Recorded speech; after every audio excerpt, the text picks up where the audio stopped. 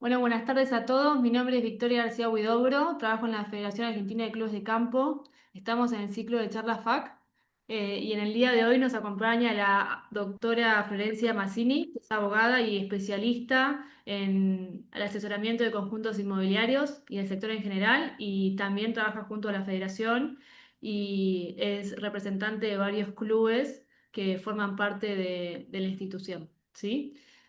Lo que vamos a hacer, ahora vamos a hacer una presentación de PowerPoint, la voy a compartir. Flor va a ir dando la explicación, la charla es grabada y por último vamos a dejar las consultas que quieran hacer. Si les parece, podrían ir incorporándolas en el chat para así los últimos 15 minutos de la charla le damos lugar a las preguntas. De todas formas, si alguien tiene alguna pregunta en particular sobre alguna temática que Flor esté exponiendo, puede levantar la mano a través de los iconitos y le damos lugar a la pregunta, ¿sí? Bueno, y después también quiero agradecerle a Flor, muchísimas gracias por gentilmente siempre apoyar a la federación, por darnos la charla y los conocimientos y cederte la palabra para que comiences tu exposición. Bueno, gracias, Vicky. Bueno, buenas tardes a todos, gracias por unirse.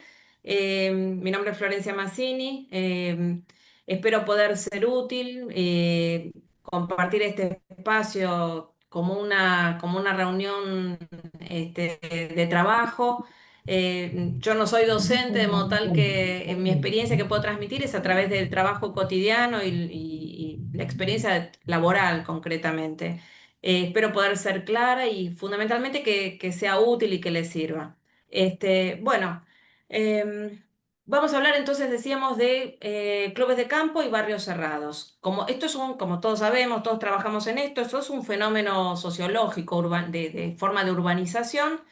Y el concepto de clubes de campo y barrios cerrados hoy lo tenemos dentro del concepto de conjuntos inmobiliarios en el código en nuestra regulación, en nuestra legislación positiva. Este concepto de conjunto inmobiliario engloba otros aspectos, además de barrios cerrados y clubes de campo, por ejemplo, los parques industriales, eh, por ejemplo, otros tipos de emprendimiento, los náuticos, por ejemplo. Y la ley es bastante generosa, dice, no importa si el destino es vivienda, temporaria, permanente, industrial, comercial. La ley abrió la puerta para meter todos estos fenómenos dentro de los cuales están los nuestros, ¿no? O sea, y esto dentro de conjunto inmobiliario que decimos es un derecho real. ¿Qué es un derecho real? Bueno, ahí vamos. Disculpen que vaya siempre al código, pero bueno, esto es una charla de jurídica, ¿no? Ahí nos vamos. A ver, Vicky, si querés poner la plaquita, Así es. así después les va quedando. Este es el derecho real que está en el Código Civil y Comercial regulado en el 1882, es un título específico, y la ley nos dice, es un poder jurídico de estructura legal. Ahora vamos a ver qué es esto de estructura legal, que vincula, que se ejerce directamente entre la persona y la cosa, a diferencia de lo que es el derecho personal que vincula a personas, derechos, obligaciones, un objeto determinado. Lo que tiene de característico el derecho real, entonces decimos, la relación directa entre la persona y la cosa, con unas ciertas facultades que dice la ley, el ius preferendi y persequendi, típico que lo tenemos que decir en latín los abogados porque nos gusta, que es el de perseguir la cosa y de tener preferencia por sobre otros, pero por sobre todo una cosa muy importante y que es uno de los derechos en donde menos autonomía de la voluntad tenemos en general. Porque todo esto de la estructura legal es que la ley nos dice, primero, que lo que es derecho real es lo que se llama números clausus, un número cerrado. Son 12 y son los que dice la ley en el 1887 que les puse acá. Dentro de 12 derechos reales encontramos propiedad horizontal y conjuntos inmobiliarios, que son los que yo quiero que retengamos. Bueno, por supuesto, además del dominio, propiedad horizontal y conjuntos inmobiliarios son los que nos van a importar a nosotros para nuestra materia. Pero lo más importante es, bueno, ven que dentro de los derechos reales también tenemos hipoteca, prenda, los derechos de garantía, derechos nuevos que entraron a partir de la reforma de hace 10 años ya del código, el tema del cementerio privado, etcétera, tiempo compartido. Pero bueno, lo nuestro, quedémonos con dominio, propiedad horizontal, conjunto inmobiliario. Cuando decimos conjunto inmobiliario, también nosotros le decimos propiedad horizontal especial. Vamos a ver por qué.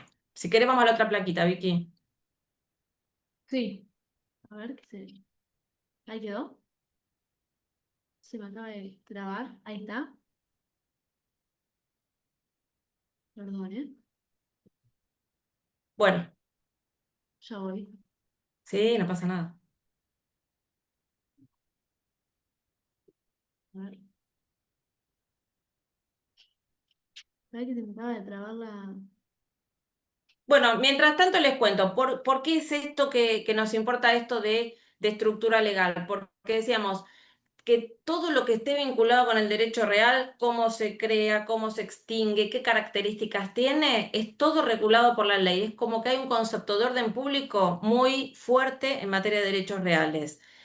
Y el ámbito de autonomía de la voluntad es muy acotado, a diferencia de lo que nos pasa en materia contractual, donde en general las normas que tenemos en el código o en las distintas legislaciones son lo que se dice supletorias. O sea, si las partes no previeron algo, bueno, recurrimos a la norma que tenemos tipificada y nos da una pauta, nos da una orientación de cómo el legislador resuelve la situación. Pero salvo que haya un tema de orden público, en general la autonomía de la voluntad es la que se respeta, por lo menos en líneas generales. Y en el ámbito de los derechos reales, todo al revés. Es estructura legal muy fuerte, todo muy acotado, muy limitado en lo que es la creatividad de las partes, y por eso le llamamos de estructura legal. Tanto es así que decíamos, bueno, el tema del numerus clausus para la historia.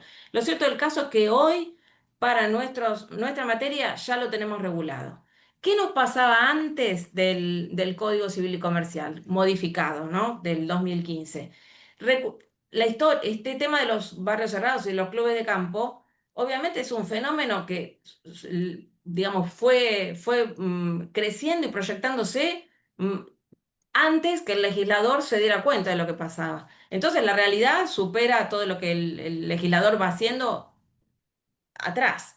De hecho, hay clubes de campo acá, más allá de que es un fenómeno que nació en Europa, en Estados Unidos ya había, acá tenemos clubes que tienen 70, 80 años y no les importó lo que dijera o no dijera el código. Bueno, lo cierto es que por lo menos en provincia de Buenos Aires, que es el ámbito que nosotros trabajamos más, eh, en el año 77 sale la ley de suelos de la provincia de Buenos Aires, que es la que ahí les ponemos en la plaquita para que, si les interesa guardar la normativa, es un decreto ley, el 8912 del 77. Y es la ley que ordena cómo se va a usar el suelo en la provincia. Es, ¿para qué quiero esta zona voy a tener esto, en esta zona voy a tener esto otro? Eh, para también cuidar los recursos naturales, el tema de la densidad de población, qué voy a hacer, si acá es rural, acá es urbano, acá voy a poder poner negocios, acá no.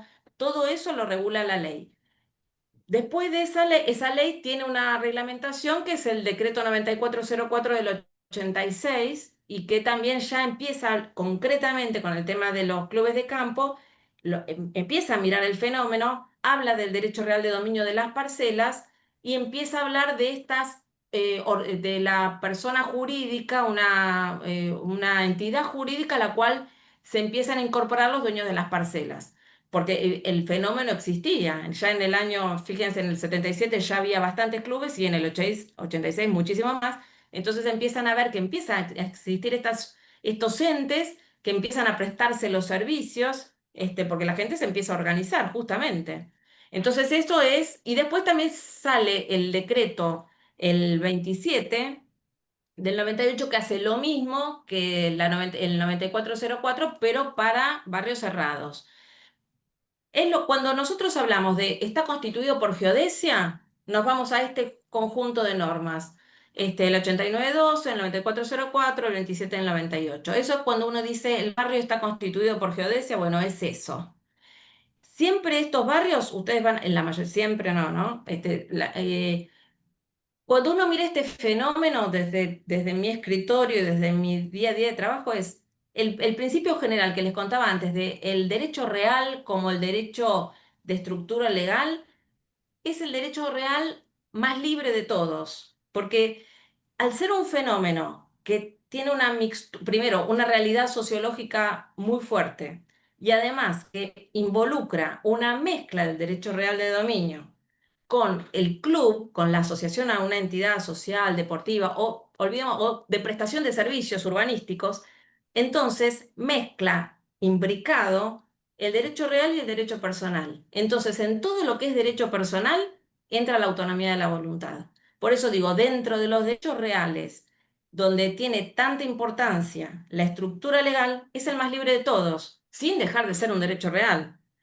Entonces, en esa parte es donde entran toda la creatividad de los desarrolladores y la creatividad también de la comunidad que muchas veces sin un desarrollador llevó adelante esta estructura para vivir bien, justamente para autobrindarse los servicios, para formar un club, para poder vivir en contacto con la naturaleza o de la mejor forma posible, que eso es, en definitiva es lo que termina pasando con este fenómeno. Porque entonces vamos a tener toda la estructura del dominio más todo el derecho del club, la asociación, que incluye el tema de urbanístico, de reglamentos de todo tipo, reglamentos, el control disciplinario. Más allá después de todo lo que es la vinculación entre socios, con la entidad, con las municipalidades, pero bueno, entonces, antes del Código Civil y Comercial teníamos, como decíamos, los que se constituían por geodesia, pero también hubo otros que se empezaron a constituir como propiedad horizontal. Pero claro, ahí teníamos que recurrir a la propiedad horizontal que había nacido con la 13512, con la vieja ley de propiedad horizontal, que estaba pensada para otra cosa, porque una cosa es pensar una ley para un edificio de 10 pisos en la ciudad de Buenos Aires, en donde justamente todo era parte común, salvo el hueco del departamento, el espacio aéreo interno, el aire del departamento, que está previsto para otra cosa, donde una cosa es el espacio común, que es un ascensor y un pasillo, o la terraza, y otra cosa es la realidad de un club de campo. No era la mejor figura, pero fue muy útil durante muchísimos años porque nos dio la posibilidad de hacer, la verdad, lo cotidiano, las ejecuciones de expensas. Los que estábamos por geodesia nos volvíamos locos para tratar de cobrar las expensas. Primero hasta que los jueces fueron internalizando esta figura y entender que la expensa del club de campo era expensa, tan expensa como la expensa de propiedad horizontal de un edificio de departamentos y que hacía la subsistencia del conjunto, este, pero también para entender la expensa como una expensa un poco más amplia, que no es solamente lo residencial, porque el fenómeno del club incluye otras cosas, que hoy sí lo tenemos, afortunadamente.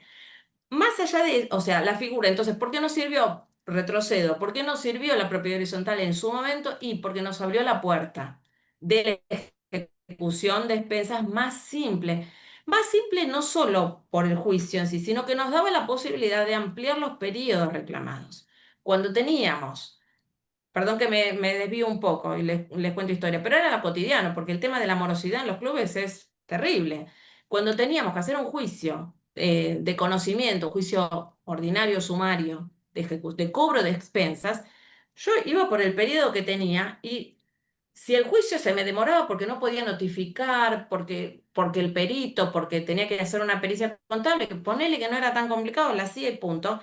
Pero tenía ese periodo, cuando tenía eso y sacaba una sentencia, tenía que empezar otro juicio. Entonces yo por cada deudor por ahí tenía 4 demandas. Pensemos que estamos hablando de algunos clubes son grandes, otros son chiquitos. O sea, mantener una estructura para llevar adelante esto era muy complicado. Entonces, desde ese punto de vista, la estructura del consorcio vino bien por eso. También venían acompañadas de muchas otras complicaciones, porque hasta que se entendió que el consorcio era una persona jurídica, cuando llegó el momento de, por ejemplo, tener que comprar algo para el club, hasta que se fue abriendo paso a la jurisprudencia, era todo un tema, porque el consorcio no podía comprar. En cambio, los que tenían por geodesia una persona, una entidad jurídica que los agrupaba, en ese sentido estaban un poco mejor. El consorcio estaba más complicado. Por otro lado, a veces circulaban entidades jurídicas que habían quedado como remanente de los desarrollistas y que muchas veces se aprovechaba para salir a la venta las figuras de una sociedad anónima. Entonces una parte del precio se pagaba por la compra de la acción, porque tenía algún beneficio tributario, y otra parte, por ahí más chiquita, para el lote. Entonces quedaba el resabio de la entidad desarrollista y esa entidad se usaba para administrar y para cobrar las cuotas de asociación. Entonces, lo cierto del caso es que es muy difícil hacer una explicación de cómo es o cómo era la estructura de los barrios cerrados y los clubes de campo, porque la realidad fue creando muchas figuras. Entonces, ustedes como administradores tienen que administrar un determinado conjunto inmobiliario. Bueno, tendrán que ver concretamente cómo se creo, y a veces entender que se hizo lo mejor que se pudo con lo que había. Algunos casos derivados del desarrollista que les dejó un paquete y otros porque la gente fue haciendo lo que podía. Algunos iban generando una entidad y había algunos titulares de las parcelas que no querían asociarse, otros sí, otros hacían lío, otros no querían el cerramiento. Entonces, algunos fueron creciendo con mayor dificultad y otros con menor dificultad, y algunos directamente se quedaron en el camino por obstáculos de algunos titulares de dominio que se dedicaron a boicotearles la existencia y bueno, quedaron así. Pero bueno, esto era antes del código. Entonces, ¿qué pasó después cuando se dicta el código? El código ya recoge esta figura y los define, acá como ven en el 2073, que es lo que yo les decía, incluye dentro del conjunto inmobiliario, nos incluye a nosotros, clubes de campo, barrios cerrados o privados, y otras cosas, parques industriales, parques náuticos, eh, digamos, parques industriales, otro tipo de cosas. Lo cierto es que nosotros estamos acá. Cuando ahora hablamos de propiedad horizontal especial, nos referimos a este artículo, lo que es conjunto inmobiliario. ¿Y por qué le decimos habitualmente propiedad horizontal especial? Porque la propia ley nos dice, bueno, usen de base la propiedad horizontal con todo lo que tenga de propio este título en especial. Entonces le decimos propiedad horizontal especial. El artículo siguiente, que es el 2074, nos da todas nos dice qué es lo que tiene que tener. Que lo que hizo fue, en definitiva, recoger la realidad. Fíjese, dice cerramiento, partes comunes y privativas, que en esto ya, digamos, le da una denominación especial a lo que sería la unidad funcional, la vieja unidad funcional del edificio, ¿no? Un estado de indivisión forzosa y perpetua de las partes, lugares y bienes comunes, reglamento, quedémonos con esto que después volvemos, limitaciones y restricciones a derechos particulares, quedémonos con esto también, régimen disciplinario, obligación de contribuir a gastos y cargas comunes, y una entidad con personería jurídica que agrupa a los propietarios de las unidades privativas. Ok, con lo cual ya este artículo nos ayuda. Marqué acá ver 2079 por el tema del cerramiento, porque el cerramiento en sí no es como un elemento esencial para mí, para definir club de campo o barrio cerrado. Es una realidad que hoy todos los que vemos tienen el cerramiento, pero no lo confundamos como un elemento definitorio. Tanto es así que después el 2079 hace una excepción que dice, bueno, podrá o no tener cerramiento por un tema de seguridad. Se dieron cuenta que no era tan esencial, o sea, pero bueno, bueno, seguimos, Vicky. Hasta acá vamos bien, ¿no? ¿Alguien quiere hacer alguna pregunta o algo? ¿O seguimos? Bueno, Vamos, acá está genial. lo que les contaba esto ¿Cómo? No, que si alguien quiere hablar, que por favor se desmute, así lo podemos escuchar. En principio en el chat nadie envió ningún mensaje, así que creo que Ah, podemos continuar. bueno. Ah, Bien. Paula dice todo bien. Hola, Paula. Hola Paula, gracias. Este, bueno, entonces fíjense que el 2079 ya es como que se va para atrás con el tema del cerramiento y dice, bueno, los límites perimetrales, control de acceso, o sea, no es tan esencial el cerramiento, aunque no conozco ninguno que no tenga cerramiento. Bueno, seguimos entonces. Bien. Después el otro artículo que generó el gran problemón para todos nosotros fue el del 2075 con el marco legal. Yo creo que hoy ya es un tema que está bastante superado, pero le dedicamos un parrafito para saber de qué se trata. Cuando sale el 2075, ustedes vieron que obviamente hubo proyectos, hubo cosas, pasó por el Poder Ejecutivo y todo el mundo le metía la cuchara. Bueno, dentro de esas metidas de cuchara, dijeron, bueno, la mejor forma de regular a este fenómeno es a través de la propiedad horizontal, pongámosle especial. Bien, bárbaro, de acá para adelante estamos todos de acuerdo. El tema es que se metió con los que estaban, con los que ya estaban. Entonces dijeron, bueno, los que ya están, este es el segundo párrafo, dice, todos los conjuntos inmobiliarios deben someterse a la normativa del derecho real de propiedad horizontal establecida en el título quinto de este libro, con las modificaciones de este, a los fines de conformar el derecho real de propiedad horizontal especial. Bien, hasta acá venimos bien de acá para adelante. Y el tercer párrafo, tremendo. Los conjuntos inmobiliarios preexistentes, o sea, todos, imagínense toda la cantidad de conjuntos inmobiliarios que ya había hace 10 años, que se hubiesen establecido como derechos personales, o sea, todo lo que era geodesia, que estuvimos hablando hasta hace un rato, o donde coexisten derechos reales y derechos personales, o sea, todos, porque es así, porque todos los que eran propiedad horizontal también tenían entidades a las que se asociaban, se deben adecuar a las previsiones normativas que regulen este derecho real. Chan. Cuando nosotros lo leímos, nos pareció que era evidente que la ley decía se deben adecuar hasta donde sea posible. Pero ahí, en ese momento, surgió la creatividad. Y empezaron todos los escribanos, agrimensores, opinólogos, todos a decir que había que convertirse en propiedad horizontal. Desastre. Desastre. ¿Cómo hacías para pasar toda una estructura de una asociación civil o de una anónima con gente que tenía sus escrituras de los lotes particulares de una determinada forma?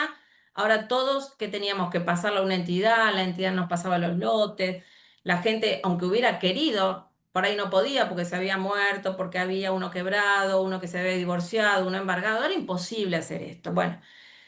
Hasta ahí más o menos empezamos todos a ponernos de acuerdo, hubo congresos, charlas, exposiciones, artículos, decíamos, bueno, es adecuarnos funcionalmente, etcétera. Hasta ahí veníamos más o menos bien. Pero, ¿qué pasó? En el 2020, en el medio de la pandemia, dos resoluciones de la IGJ polémicas, la 25 y la 27, donde la IGJ, ustedes saben que es la Inspección General de Justicia, que regula todo lo que es sociedades en el ámbito de la ciudad de Buenos Aires, donde hay muchas entidades de clubes de campo que, pese a que están en provincia de Buenos Aires, tenían su entidad constituida en capital. Resulta ser que nos dijo, nos daba un plazo, al principio muy cortito, después tuvo la generosidad de ampliarlo un poco más, para decirnos que nos tenían todas las anónimas que eran asociación civil bajo forma de anónima, el artículo tercero de la Ley General de Sociedades, nos daban un plazo para adecuarnos en los términos del 2075, tercer párrafo. Desastre. Empezaron acciones judiciales, presentaciones en IGJ, bueno, y un montón de negociaciones que encaró con éxito la Federación de Clubes de Campo y otras entidades, también los escribanos colaboraron. Finalmente, algunos clubes hicieron la adecuación, entonces pasaron de ser asociación civil bajo forma anónima a ser una asociación civil sin forma de anónima. Demostraron que tenía sus reglamentos, se presentaron, se buscó la estructura de un reglamento de propiedad horizontal especial, como reglamento de conjunto inmobiliario, para dejarle el nombre de reglamento, que era lo que nos acercaba en teoría a la propiedad horizontal. Bueno, finalmente, después de que cambió el inspector general, a partir de la resolución 4 de IGJ del año pasado, el 24, la cosa se distendió y bajó la espuma del problema de la adecuación. Todos estamos de acuerdo en que la adecuación es funcional, no tenemos un plazo, pero no quiere decir que no haya que hacerla. ¿Qué es esto de la adecuación funcional? Quiere decir que los que son anteriores al código y que estaban constituidos por geodesia o por propiedad horizontal común, tienen que pasar su normativa por el filtro de las nuevas normas. Entonces, nosotros como operadores, tanto abogados como gerentes, como comisiones directivas, como administradores, tienen que pasar sus propias normas a través del filtro de todo lo que nos dice ahora la ley. Entonces, cuidado con nuestros reglamentos, cuidado con lo que hacemos en las asambleas, respetemos los plazos mínimos que nos da la ley, informemos las expensas. Entonces, ahora vamos a cómo es la norma hoy para tratar de pensar y tamizar nuestra normativa y nuestra gestión a través de lo que tenemos en la ley, porque el 2075, tercer párrafo, sigue vigente, más allá de que no tengamos a ninguna entidad pública que nos esté persiguiendo con un plazo o con sanciones, la ley está para ser cumplida. Y no solo porque está bien cumplirla, sino porque también nos pueden demandar a que la cumplamos. Y las cosas que hacemos, por más que estén en nuestros estatutos o en nuestra normativa, si no las pasamos por el tamiz de la ley, que es un derecho real, y acordémonos que la estructura del derecho real es una estructura legal y bastante rígida, más allá de las libertades que tenemos que estuvimos hablando antes, esa norma sigue estando. Entonces, cuidado con nuestras normas y con nuestra interpretación de nuestras normas y cómo operamos nosotros. Y eso forma parte también de nuestra obligación, hablando de derechos y obligaciones, porque, digamos, las obligaciones como un buen administrador no solamente tiquear que cumplamos lo que dice el estatuto, o que cumplamos los plazos o que llamemos a una asamblea, sino cuidado con la norma que tenemos, porque cuidar la ley, estatuto y reglamento, y la ley es esto que estamos viendo ahora. ¿No es cierto? Bueno, vamos con otra plaquita, Vicky. La de ecuación funcional y la paso si quieres. Sí, sí, ya estuvimos charlando. Ah, bueno. Eh, Cuando nosotros, esto de partes comunes y partes privativas, cuando ustedes van a analicen cualquier tema de los que de sus propios barrios o clubes, siempre tengan la precaución de ir a las normas, obviamente de propiedad horizontal, pero siempre con primero a las normas de propiedad horizontal especial, al título de conjuntos inmobiliarios, porque solamente en lo que no veamos que se nos resuelve, vamos a las normas de propiedad horizontal general, ¿eh? Que también son muchísimas y está bien, pero veamos que son dos temas, ¿no? Y el 2076 es el que nos habla de lo que es partes comunes y partes privativas. Entonces, partes comunes, los espacios circulatorios, que serían las vías de circulación, no les llamamos calles, les llamamos espacios circulatorios. Tengamos en cuenta que hay muchos de los barrios preexistentes que no estaban constituidos como propiedad horizontal de la 13512, donde los espacios circulatorios no son de la entidad, sino que son públicos, son de la municipalidad. Obviamente, en algunos casos esos espacios fueron adquiridos a las municipalidades, pero en general muchos casos no lo hicieron. Entonces, bueno, más allá de que lo llamamos comunes, pero tengamos en cuenta que pueden tener la tenencia, pero en realidad el espacio ese es público, ¿no? Después, como partes comunes, las áreas de actividades recreativas, deportivas y sociales, las instalaciones y servicios comunes, los bienes afectados al uso según el reglamento. Esto es lo común, es básico. Y las partes privativas, cada una de las unidades funcionales con salida a la vía pública directa o indirecta. Parece una obviedad decir eso, pero hay algunos de los barrios antiguos que han quedado algunos lotes mediterráneos, es muy loco, con servidumbres de paso por los lotes que dan al espacio circulatorio interno, que hasta incluso ni siquiera están registrados. Conozco algún caso así, muy loco, pero existe. Por eso esto de salida a la vía pública directa o indirecta eh, es importante, que no haya lotes mediterráneos, ¿no? Bueno, vamos al reglamento. Está largo, no está para leerlo, pero está bueno que lo tengan. El reglamento prevé cantidad de cosas de cómo va a funcionar el club. Eh, en líneas generales, primero nos dice qué es parte común, cuáles son las privativas, nos dice qué usos va a haber, el destino que se le va a dar. Todo esto parece muy genérico, pero cuidado con el tema de los cambios de destino de partes comunes. Cuidado con eso, que dos por tres algún club se levanta y dice vamos a lotear las canchas de, no sé, tenis. Entonces, cuidado con esto y las modificaciones de reglamento, lo que figure ahí. En general, una decisión de esa naturaleza no es una decisión simple y genera mucha movida, pero lo que parece un inciso de más rápido y evidente es después trae muchísimos temas consecuentes, ¿no? El destino que se le da a cada parte. Eh, Después todo el tema de las convocatorias a asamblea, que eso entiendo que eso es lo que genera muchísimo trabajo a los administradores.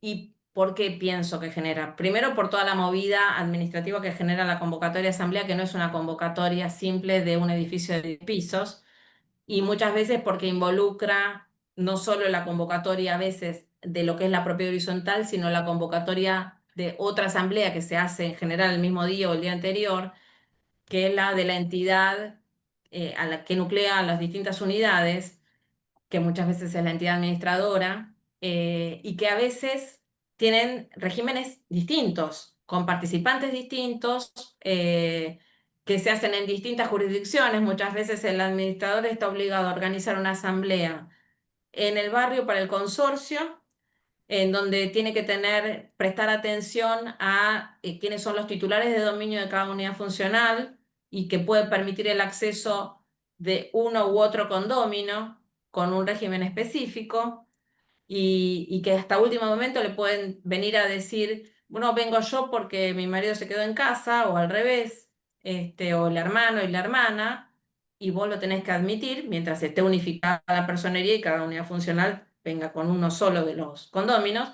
Tenés que aceptar ese régimen y por otro lado tenés que organizar una asamblea para 300, 400, 500 o 600 acciones, seguramente en Capital Federal, con un régimen de registro de acciones, con un régimen de apoderamiento diverso de lo que puedes tener en el reglamento de copropiedad, con un tema a veces de publicación edictal. Entonces, tenemos que separar la cabeza y entender que por ahí vamos a tener participantes distintos en uno y otro y que nos vamos a tener que manejar con distintas normativas, con la normativa muchas veces la Ley General de Sociedades, o si es asociación civil con el Código Civil y Comercial en la parte específica, y por otro lado con el reglamento de copropiedad que tenga más el tamiz de la nueva normativa en otra jurisdicción distinta y con 2 días de diferencia. Entonces, lo que parece muy simple en una propiedad horizontal de Capital Federal, en el edificio de 10 pisos,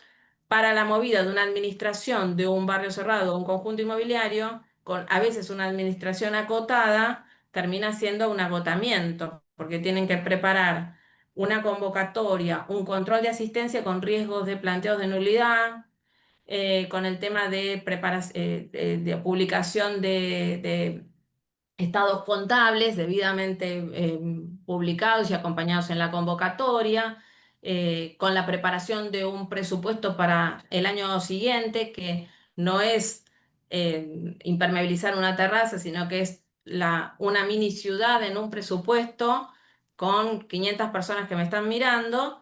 Y bueno, entonces justamente el tema asambleario es el tema del día a día de una administración de un club de campo, ¿verdad? Em, bueno, eso me desvío un poquito, pero a ver, creo que vamos al siguiente, ¿no? A ver, reglamento, régimen de invitados, no, reglamento, limitaciones y restricciones, contenido. Ah, está bien, vamos a la siguiente, Vicky. Bien.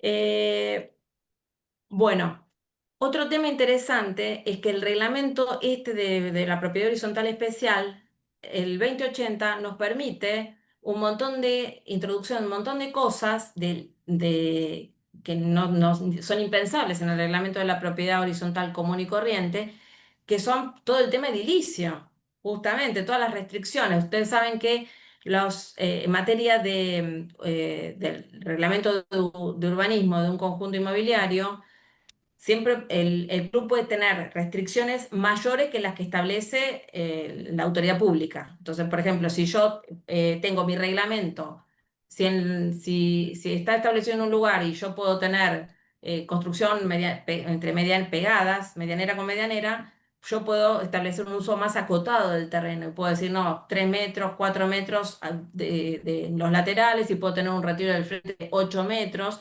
Siempre tengo mayores restricciones.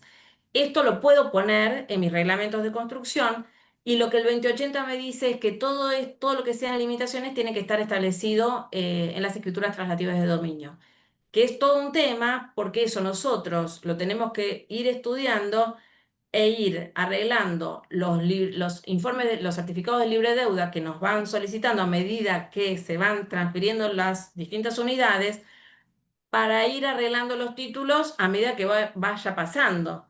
O sea, si yo me encuentro con un barrio que tiene 500 o 1000 lotes, obviamente históricamente no van a tener los títulos de propiedad de las distintas unidades todas estas restricciones. Pero yo con el tiempo, poco a poco, y como responsable de la administración, tengo que ir tomando el recaudo de que mis escrituras estén empezando a contener las limitaciones del 2080. Hablo de las restricciones edilicias, como podrían ser de otro tipo.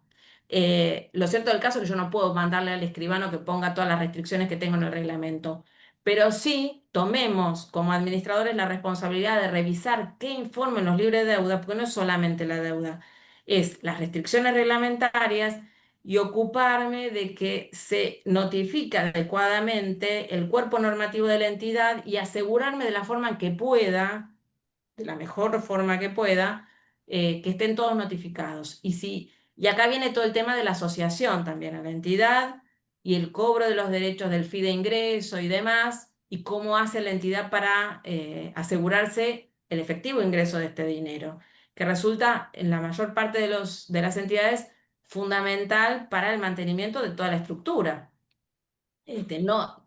No para la cotidiana, pero sí para las obras nuevas o encarar proyectos importantes, el tema del de ingreso es vital. Entonces, muchas veces como clubes preexistentes y los que no, sobre todo los que no están en propiedad horizontal, muchas veces pasa que las transferencias se hacen y los clubes no se enteran, entonces tienen nuevos propietarios que un día se encuentran con que están ahí y dicen, no, no, la escritura no decía que esto era un emprendimiento y yo me acabo de enterar, y entonces no tengo nada que pagar, etcétera. Un montón de conflictos que exceden esta charla, pero sí tomar en cuenta nuestra obligación como administradores de prestarle mucha atención a lo que hago en el certificado de libre deuda.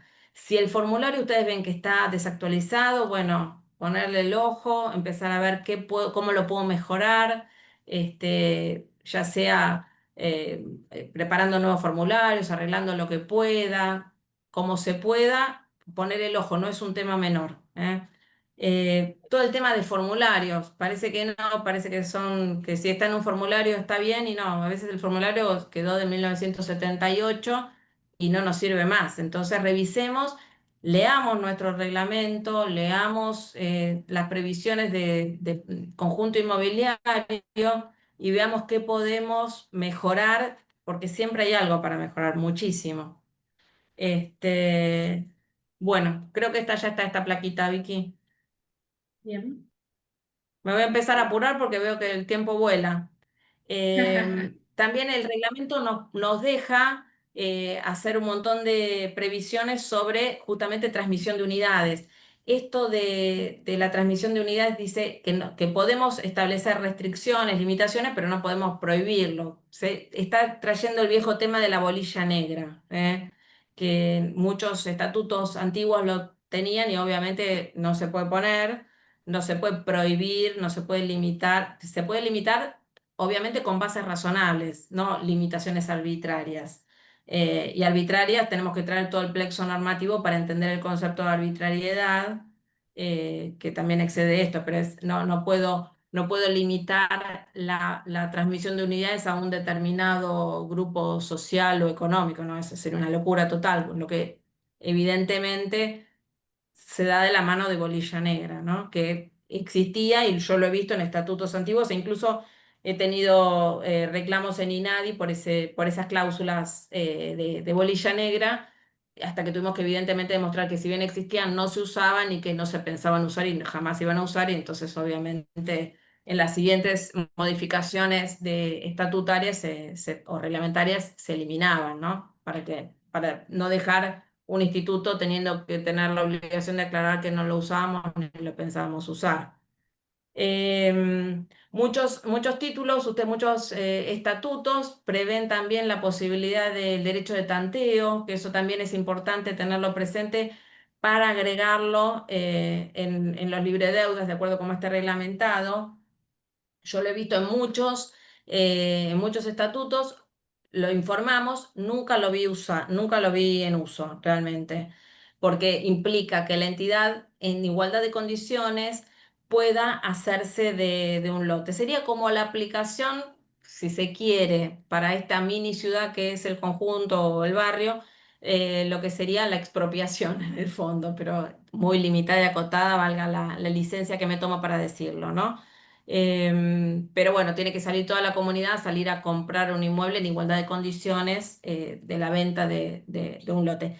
También sirve un poco para evitar que los bienes se malvendan, que un bien en particular salga mal vendido y de esa forma le baje digamos, la media de que está procurando el club mantener en cuanto a al valor de las propiedades, ¿no?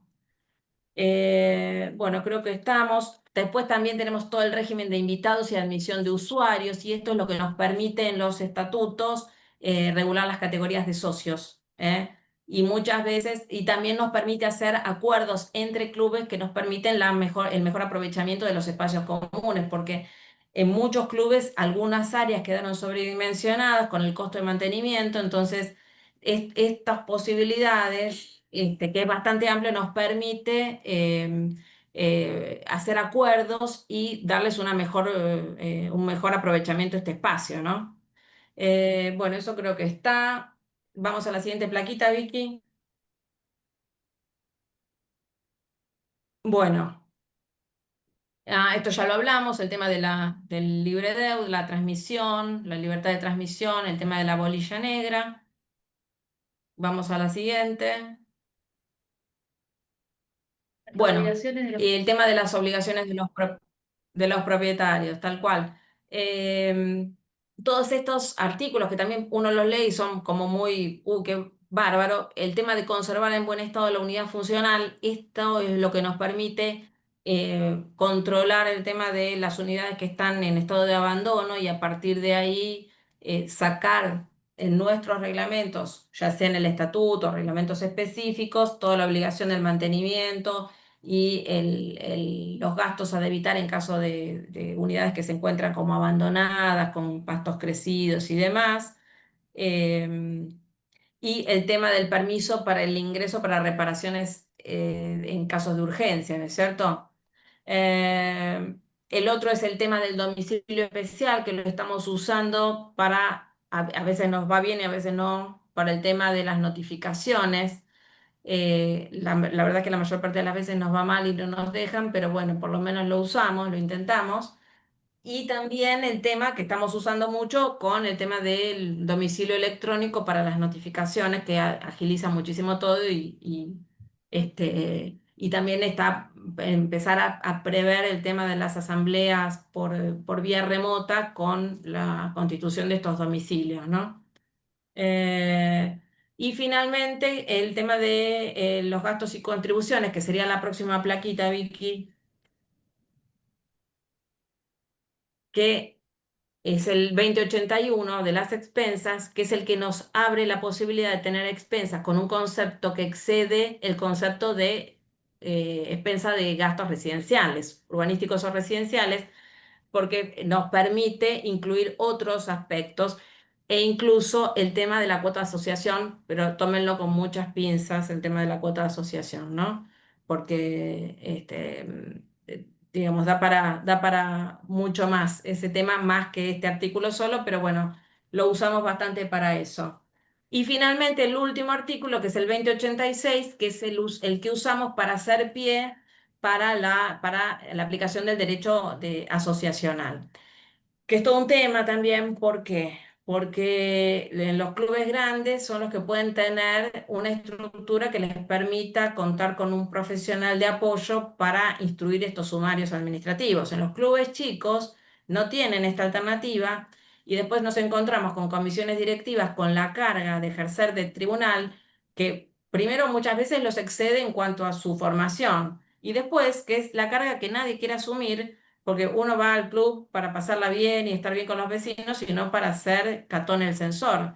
Y termina siendo odiado por todos. Nadie quiere hacer esta parte que después genera muchos problemas de convivencia, porque al incumplimiento vos lo tenés que vigilar y castigar. O sea, alguien tiene que sancionar y tiene que haber si el respeto no es espontáneo, y de alguna forma tenemos que sancionar. Entonces, bueno, es todo un tema y la elección de los tribunales o las comisiones de convivencia o de disciplinas, no importa el nombre que cada entidad le dé, es todo un tema, es realmente un tema. Que también es un problema para los casos de los clubes que optan por la figura de la administración externa, donde pretenden que el administrador externo, que es una liquidación de gastos y una cuestión, termine teniendo que hacerse cargo de un tema convivencial de una entidad para lo cual no está contratado ni está capacitado para hacerlo también. Pero bueno, esto forma parte de una realidad compleja que excede esta charla, pero les quería decir que este es el artículo que nos sirve de base para todo eso. Y este es uno de los elementos que nos demuestra que el derecho de propiedad horizontal especial excede mucho lo que es el derecho de propiedad horizontal común o cualquier derecho real. Y en este tipo de cosas es donde se ve esta mixtura que hablábamos de esta intrincada relación de derecho personal y derecho real y derecho asociacional y la capacidad sancionatoria, ¿no? Bueno, avanzamos un poquito más porque se nos va el tiempo, perdonen, ¿no? Esto que les quería resumir en esta plaquita es un poco para entender, primero que cada club tiene un entramado orgánico diverso y, digamos, en algunos casos complejo, pero que en líneas generales, si hablamos de propiedad horizontal, como órganos tenemos la asamblea, el administrador y el consejo de propietarios, que si yo lo tengo que vincular, para mí es como la fiscalización, como si fuera la sindicatura. Entonces tengo siempre tres. En la asociación civil, si yo trabajo con la asociación civil, me voy al Código Civil y Comercial en el 168 y voy a la comisión directiva, la asamblea y la comisión revisora de cuentas. Y si voy a la SA, que es la otra gran figura que se usa, tenemos directorio, asamblea y sindicatura. Entonces, siempre fíjense que tenemos tres. La asamblea, el órgano, después tenemos la dirección y después tenemos el control. Siempre tres.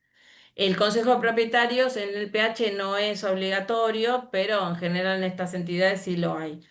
Después hay otros clubes que a veces hacen unos entramados increíbles, como que el consejo de propietarios es el que lleva adelante la asamblea del SA y cosas insólitas que no deberían ser, pero son, y bueno, hace 40 años que lo hacen y lo van a seguir haciendo, salvo que se arme algún lío muy grande. Entonces, uno trabaja con lo que se puede y lo trata de cotejar con el ideal y lo vas de a poquito, lo vas más o menos encauzando, pero a veces es lo que tenés.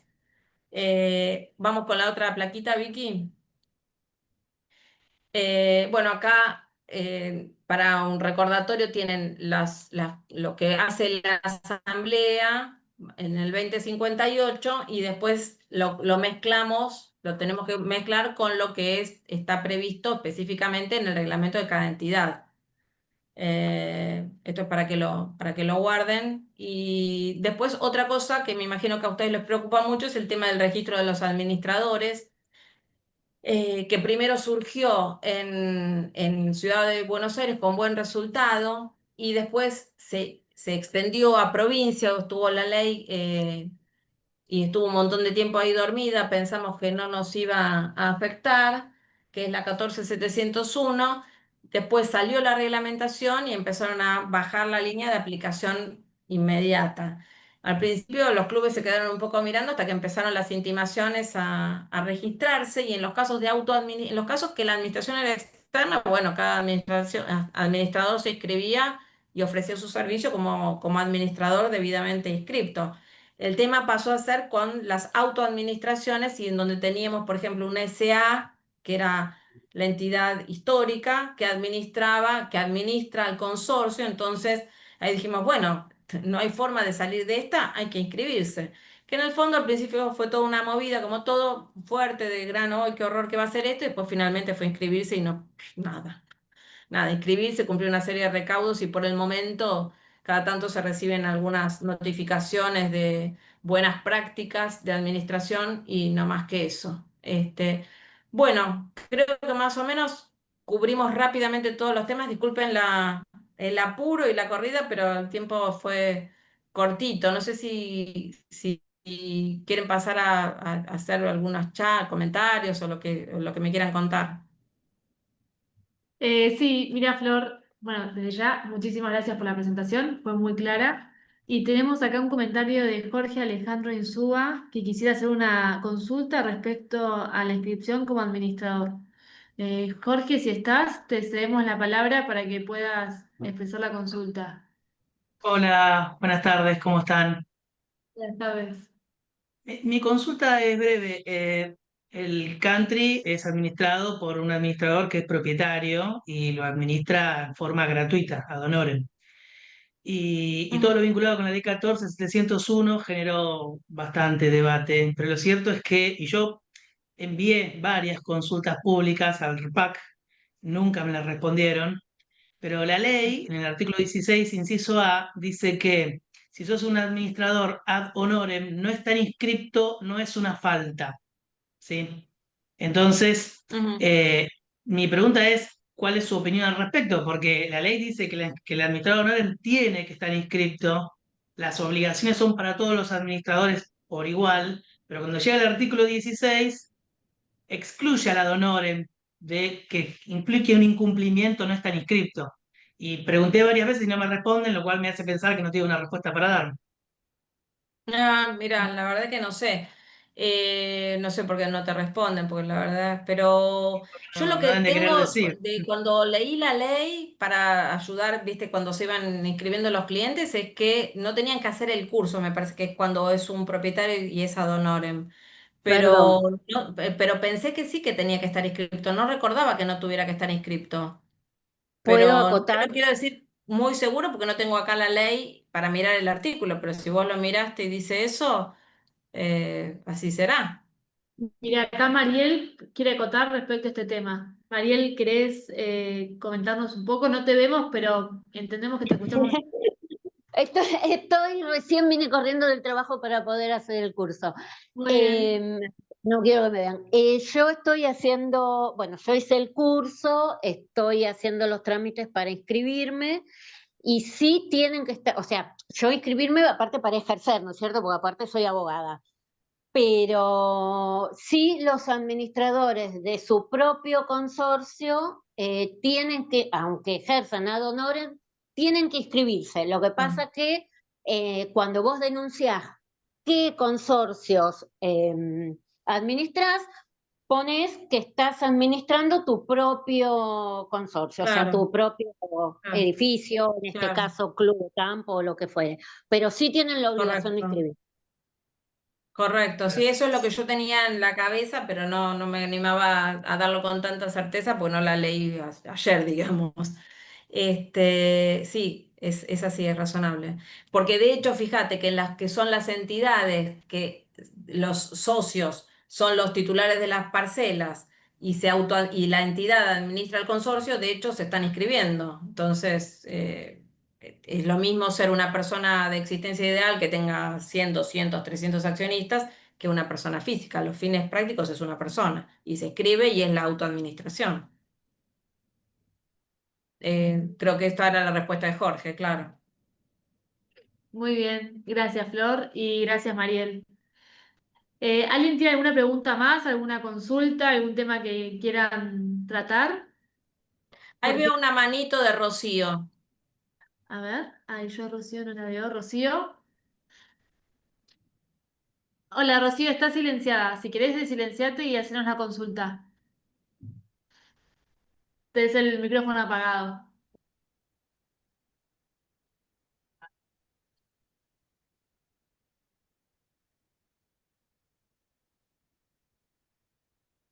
Si no, lo que podés hacer es hacernos la pregunta por el chat y yo la puedo leer si no podés utilizar el micrófono.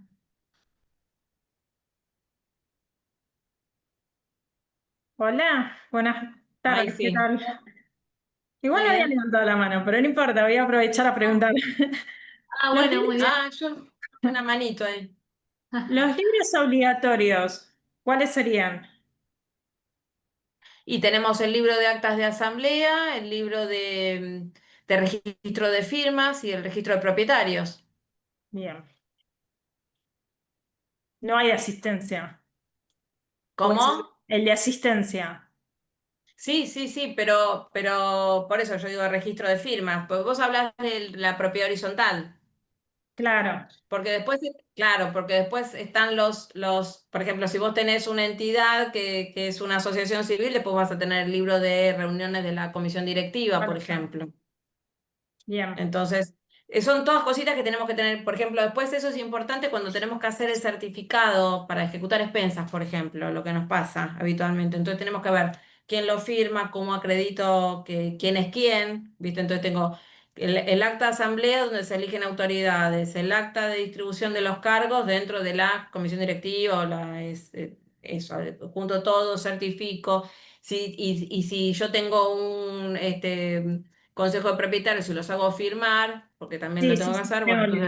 entonces certificar que forman parte, que revisar ese tipo de cosas formales que no es menor porque después me cuesta un juicio, Sí, ¿viste? sí. Bueno, gracias. Por favor, No, a por vos por favor. No, ahora después me di cuenta que la manito era mía en realidad. Perdón. ¿Estaba levantada o no? Son las cosas de No, la virtualidad. era mi cursor que estaba arriba de tu cara, perdón.